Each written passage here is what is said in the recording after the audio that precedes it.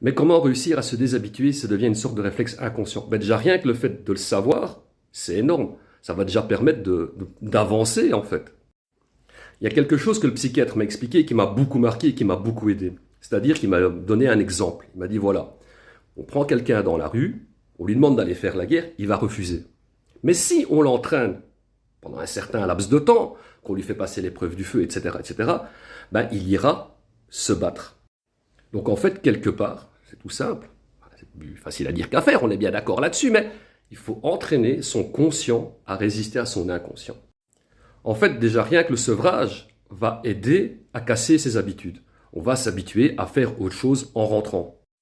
Et il faut planifier un minimum. Se dire aujourd'hui je vais faire ça, quand ça sera fini je ferai ça, et puis ça, et puis ça, et puis ça. Il faut occuper son temps. En fait, quand on consomme, ça occupe la majorité de notre temps. On pense à consommer, on consomme, et puis après on dort. Donc voilà, il faut trouver le moyen, n'importe lequel, d'occuper son temps autrement. De nouveau, plus facile à dire qu'à faire, mais il y a moyen. Au début, bien sûr, je vais pas mentir, c'est un peu chiant parce que voilà, on avait d'autres habitudes, il faut un peu se forcer. Bah oui. Mais à force de se forcer, ça va devenir un réflexe conditionné.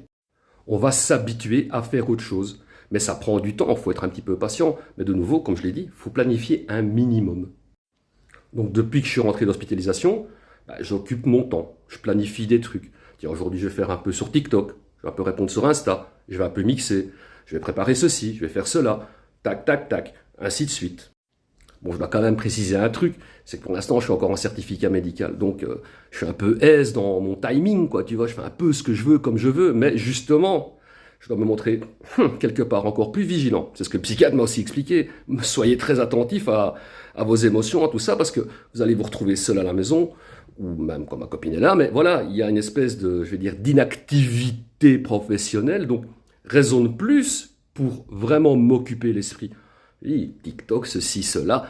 J'ai des livres à lire sur la psychologie. Donc, tu vois, vraiment, je m'occupe, je prépare ma formation pour être père aidant, etc., etc. Je m'occupe de mon administratif, de ci, de ça. Vraiment, j'essaye au maximum d'avoir des occupations pour, justement, ne pas commencer à trop réfléchir, à trop psychoter. Parce que alors là, les problèmes vont arriver, le craving va se ramener. Là, il va falloir gérer le craving. Et voilà, comme on a récupéré plein de temps, on peut de nouveau se réintéresser aux choses qu'on avait délaissées. Et ça, franchement, c'est super cool, c'est super intéressant, c'est très gratifiant à tout point de vue. On récupère du temps pour voir ses amis, on récupère du temps pour se réintéresser à nos passions, etc., etc. Et ça, vraiment, je répète, c'est super cool, c'est super intéressant, c'est super gratifiant.